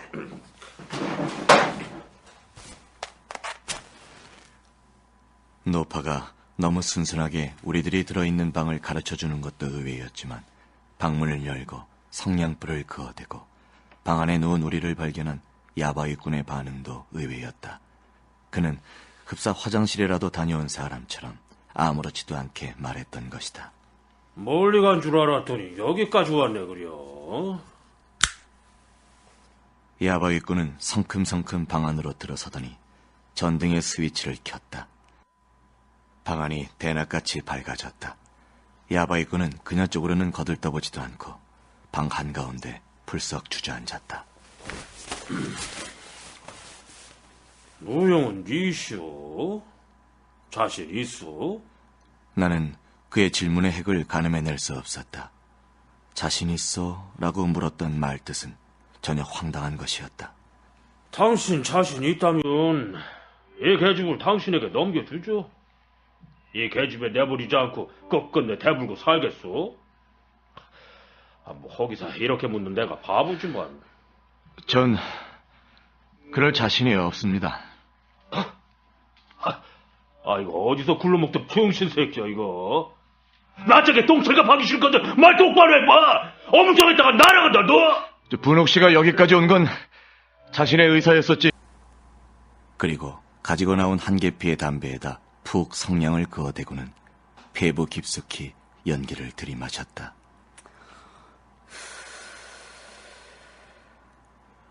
그때서야 쪽마루 이쪽에 있는 나와 시선이 마주쳤었는데 여자는 개에게 풀린 눈자위를 한번 짓뜨더니 껌뻑하고 내게 미소를 보내는 것이었다. 무안을 당해서 짓는 웃음은 아니었고 그렇다고 내게 어떤 선의를 갖고 던지는 웃음도 아니었다.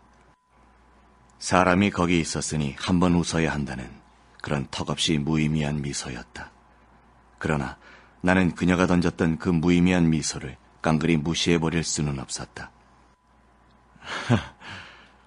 그런데도 나는 그녀를 따라 빙긋 마주 웃어주고 있었던 것이었다. 그러고 보면 나는 내심으로 그 남자를 보고 싶었던 것이 아니라 그 여자를 보고 싶어 했었는지도 모른다는 생각이 들기도 했다.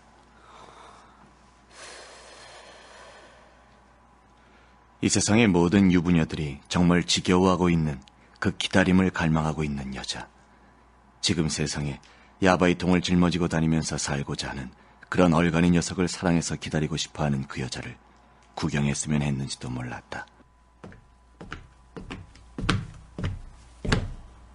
그때 여자가 문득 내게 말을 걸어온 것이었다. 여자는 어느새 앉았던 툇머리에서 내려와 슬리퍼 같은 것을 끌고 내 앞에 와 서 있었다. 그녀의 양 엄지발가락에는 이미 색이 바랜 매니큐어가 반은 벗겨진 채로 발려 있었다. 그 벗겨진 매니큐어가 그 여자의 피곤을 대변하고 있었다. 어디서 오셨어요? 흡사 친구에게 가벼운 질문을 던지는 것처럼 격이 없게 한마디 툭 던지고는 담배 연기를 폐부 깊숙이 빨아들이는 것이었다. 그 여자의 방자하고 너무나 태연한 언동에 나는 문득 굳어버렸다. 얼었군요? 예? 얼 거 없어요. 그냥 물어본 것이니까요. 여자는 보이지 않는 긴 촉각을 내 목구멍 안에 깊숙이 담그고 내 심기가 돌아가는 양을 미세하게 감지하고 있는 것처럼 금방 굳어버린 나를 알아챈 모양이었다.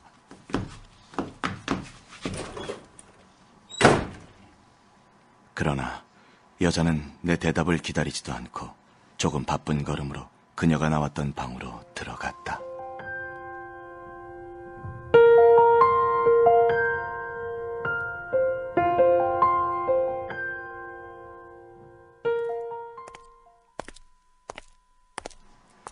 내가 담배 한 대를 다 피웠을 때 그녀는 한 팔에 핸드백을 걸치고 있었고 반질반질하게 윤이 나는 검은색 구두를 신고 있었다. 술 한잔 안 살래요? 그 여자의 표정은 너무나 뻔뻔스러워서 오히려 아무 부담을 느낄 수가 없었다. 도대체 그녀는 이 편에서 거절할 수 없는 틈이나 허점을 가지고 있질 않았다. 이를테면 그 여자는 원시적 채취 이외에는 아무것도 갖고 있지 않음으로 해서 오히려 어설픈 예의나 지식 따위로 어설프게 무장이 된 나를 아주 깔아뭉개고 있는 판국이었다. 큰 부담을 지우진 않을 거예요. 아니... 골목 밖에 나가면 대포집이 두어 군데 있어요. 선생님도 심심하지 않아요? 청구석이란 다 그런 거예요. 여긴 당구장도 없고 다방도 없단 말이에요. 내가 머뭇거리고 있는 사이에 그녀는 벌써 대문을 벗어나서 저만치 길바닥으로 나가 나를 눈짓으로 독촉하고 있었다. 그가 나를 유혹하고 있다거나 바가지를 씌우려 하고 있다거나 하는 그런 예감은 전혀 들지 않았다. 어쩌면 둘이 함께 마신 술값을 그녀 자신이 다 물어버릴 것만 같은 너무나 당당하고 태연스러운 얼굴을 갖고 있었으므로 내가 낭패를 느낄 필요는 없었다. 멀리 가진 말죠. 걱정 마세요. 그치는 자고 있어요. 한밤중이나 돼서야 깰 거예요. 아니요. 저 그분을 걱정하는 게 아니라. 알고 있어요. 선생님이나 나나 여기선 객지예요. 남의 눈을 무서워할 까닭이 뭐예요? 이런 여자와 내가 낯선 시골 장터가 대포집에 앉아서 술을 마시게 되리라곤 상상할 수 없었던 일이었다. 나는 내 나름대로는 제법 절제된 생활 규범 속에서 살아간다고 자부하고 있었고 치밀하게 추정된 계산 위에서 생활해 왔었기에 오늘날까지 대과 없는 인생을 살아가고 있었다고 생각했던 것이었다.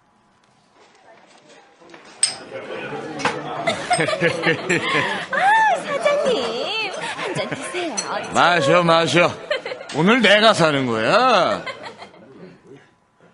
나는 물론 여자를 사본 일도 있었고 술 주정도 해본 일이 있었으며 아내에게 치기를 내보인 적도 있었고 직장에서 유치한 모습이 발각되기도 하였다.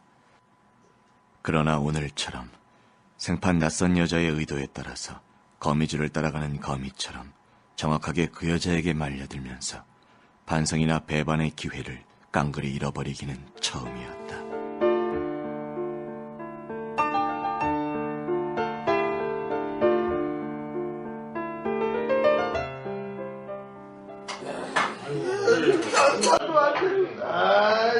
우리는 대포집에 더럽고 냄새나는 목판을 사이에 두고 마주 앉았다.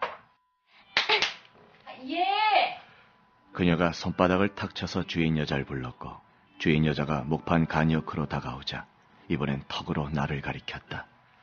술과 안주를 시킬 기회는 내게 일임하겠다는 것인지 아니면 돈 낼 사람은 나라는 뜻인지 가늠할 방도가 없었지만 막걸리 한 되와 파전 한 접시를 주문했다. 아유, 되게 아끼시네. 쭉 따라요. 쭉. 그녀는 술사발에 주저주저하며 술을 붓는 내게 술사발을 손가락질하면서 안심하고 가득 부으라 신용을 하였다. 그때 나는 또한 도대체 이 여자가 어디까지 나를 끌고 갈 것인가 하는 호기심이 불끈 솟아올랐다.